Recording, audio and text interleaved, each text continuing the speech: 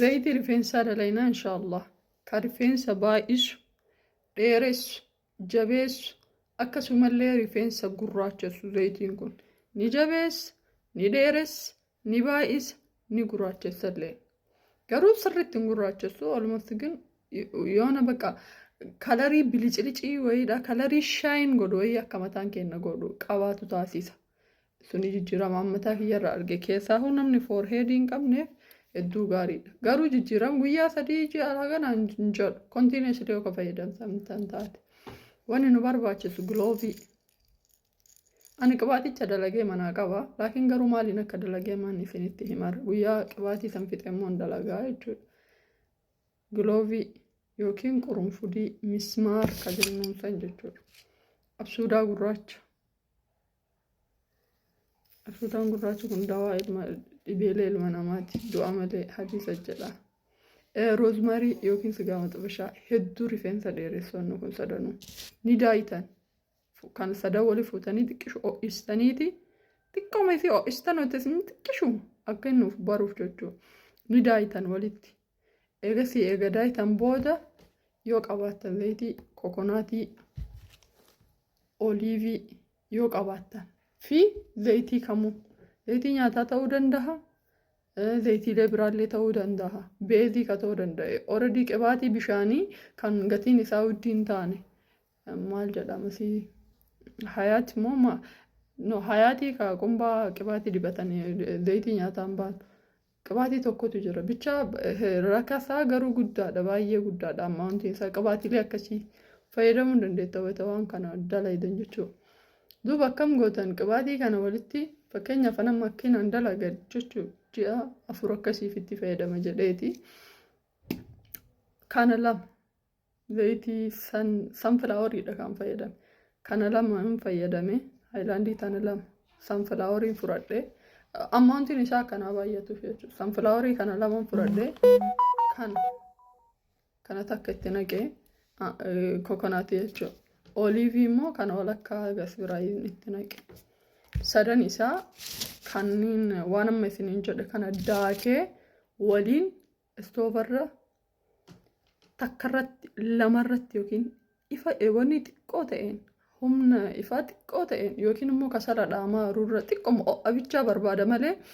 sirriitti akka yoo aflaqallayxan akka dhadhaan bayifamutti baqee akka malee ta'a yoo wanni jettan narraa gubatee waan beekuuf yaan xiqqishuma ifa xiqqishuutiin biddarra keetta wayita inni zayitiin kun xiqqoo isii akka nama garagalu hoomacha wayii fiderraa buuftanii guyyaa 3 dukkana jala keettan achi fuutanii fayyadamuudha zayitiin isaa kana taha kun wanni shaaraa isaa ka jalaatu jalaan baasne kun amma waan kanniin sadan daakkamaa oota isaa ka jalaati walumaan lafa kaa'ee jechuudha firiijii keessa warri qabdan tan firiijii gama jalaa kaa'uu dandeettanii warri firiijii hin qabne akkanumatti illee fayyadamuun rakkoo hin qabu garuu qibaatiin kun qibaatii yeroo baay'ee rifeensi kennoon hin dheeranneef nuti shaarbii fayyadamnu kanaaf jecha qibaatii nurraa balleessaa jedha namni hedduun garuu akkasii miti akka godhamuu qaba qibaatii kana fakkeenyaaf borganama yoo nafa dhiqachuu yaannu taate yookiin mataa keenya borganama dhiqannaa yoo karoora akka qabaannu taate galgala kana yookiin guyyaa irratti rifeensa keessan sirriitti qibaatii kanaan ashaatan sirriitti jechuudha ashaatanii qawwaa wayiitti hiitan ni bulchitan ganama shaaworii seenuudha bakka hin dheerata ni jabaata even zayitii uumamaa wahiidhaa fida rifeensi kenna jechuudha achirraan booda shaayin gochaa deema rifeensi namaa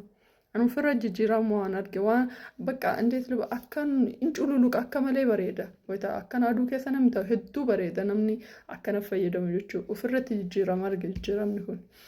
soo kanaafi mee reemedii akkamiitiin tiriitmentii akkamiitiin waliin dalagaa mataa dibataa akka deemu tartiibaa walii dalayna zayitii kana immoo dalagadhaa akkasitti itti fayyadama keessaa warri maatii qabdanii fi birrii qibaatii baasuu hin dandeenye wanni kun hedduu isin fayyada namni hedduun cheap is expensive is cheap yeroo takka wanni isin rakisha jettan wanni isin widdi jettanii yaaddan rakisha amma fakkeenyaaf amma qibaatii kokonaatii kanaa fi oliivii kana qarshii almost gara qarshii 4,000tiin bitama al tokkotti jechuudha. Garuu yoo xiqqaate ji'a 6 yookiin waggaa tokkoof itti fayyadamu. Gin qibaatii birrii 8 birrii 200 maal yoo bitattan taate almost yeroo moohiitiif qibaatii 200 firee 10 yookiin 20 fayyadamu rakkaana gisee takka bitatte almost waggaa takka yookiin ji'a 6 itti fayyadamu wayii. Kanaaf qaala'insa hin qabu akkasitti warra maatii qabuuf wanni kun hedduu fayyada. Irraa fayyadama guyyaa biraa immoo dalagaatiin gaafa kiyya fixee jedhee dalagaa isin argisiisaa jechuudha. So waan kana yaala. Assalaamu alaikum warahmatullahi